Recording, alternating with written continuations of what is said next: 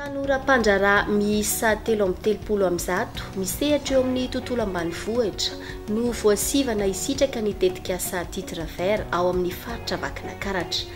Tetikasa izay tafiditra ao anatin'ny PGE ary isan'ny velorano nataony filohan'ny Repoblika Andry Rajoelina ny fanatanterahina, ny fanapariahina ary ny ampiasana izany paikady izany ahafahantsika makany amin'ny fampiroboroboana ny famokarana moderna ary ny hanomezana asa ny tanora. Fantatra izany nandritra ny valandresaka ny fanaovan'Andriamatoa minisitra ny fambolena sy ny fiompiana ary ny Jona Ranarivelo Lucien sy ny gouvernoura ny faritra Vakinankaratra Vivato Rakotovao niaraka tamin'ny mpanao gazety ny 12 Janoary tao amin'ny Kfama Antsirabe. Natomboka izany teto Antsirabe tamin'ny nandalovan'ny filohan'ny Repoblika taty Vakinankaratra. Amin'izao tsika amin'ny teny izao dia efa fantatra ireo lay andiany voalohany izay hisitraka an'izany titre vert zany. Efa toerana izay andraisana azy ireo dia efa vita fanajaliana, misy ny apahana ao Andranomanelatra, misy ny apahana any Antsoatany. Anomboka amin'ity volana febroary ity farafahatarany satria efa manomboka amin'ny fanofanana azy ireo eo amin'ny kirakirana ny lafiny araboly isika izao iarahana amin'ny programa fiarina izay isaorana azy ireo ny fanohanana an'izany dia ametraka amin'ny fomba ofisialy andreo lay tanora izay hisitraka voalohany an'izany titre vert zany. Titre vert dia misy lafiny anankiroa.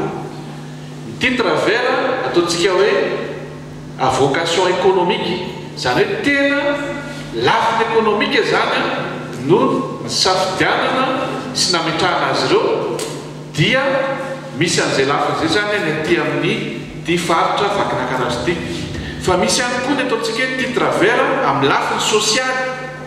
Lafiny sosialy izay zany le ataon'ny fitondram-panjakana anohanana andreo lay namatsika izay tratran'ny kere any amin'ny faritra Tsimihiny. Misy titre vert zany izay ho atao ihany koa any amin'ny commune ny Fotaka, any amin'ny district ny Amboasary Atsimo izay ametrahana andreo lay fianakaviana izay niarany kere ary efa nahazo ny fitsaboana sy ny fanohanana maika avy amin'ny fitondram-panjakana ary hiverina ao anatin'ny CRP-arina mba ahafahan'izy ireo zany manao an'izay CRP-arina maharitra ary tsy hiverenana izay kere fahasahiranan'izay intsony. Na eo arany ahitany izay vokatry ny fiovan'ny toetrandro izay tsy azontsika ialana dia mampiasa ny teknika sy ny teknôlôjia manara-penitra amin'izao fotoana izao vanim-potoanantsika izao ministera mba ahafahan'izy ireo manao an'izay fiarina maharitra azo antoka afaka miatrika ny fivaovan'ny toetany izay. Noho ny maika ny zava-misy amin'izao fotoana izao dia afaka andraisana ihany koa andreo izay mpifindra-monina voatery miala tany amin'ny toerana misy azy ireo ka misedra fahasahiranana dia horaisina an-tanana ny fametrahana azy ireo sy ny atonga azy ireo mpandrara tokoa ao anatin'izany sehatra fiarina izany mba ahafahan'izy ireo miarina ao anatin'izany fahasahiranana izany. Misy afaka mandray tsika zany ny tena maika amin'izao fotoana izao dia hatrany amin'ny fianakaviana 200 any amin'ny fatripongilavy iny.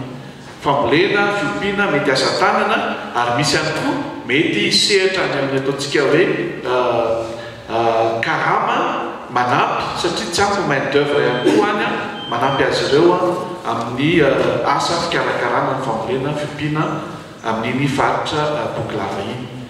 Ho amafisitsika izy io manerana ny faritra rehetra eto Madagasikara satria isan'izay politika ahafahantsika mitondra makany amin'ilay hoe famokarana moderna ny fanohanantsika an'ireny fanomezantsika an'izay titre vert zay satria isan'ny fahasahiranan'ny tanora hisehatra ao anatin'izany sehatra ny famokarana izany indrindra ny fambolena dia ny fahazahoana tany ahafahana mampiatra ny fahaizana mampahalalana.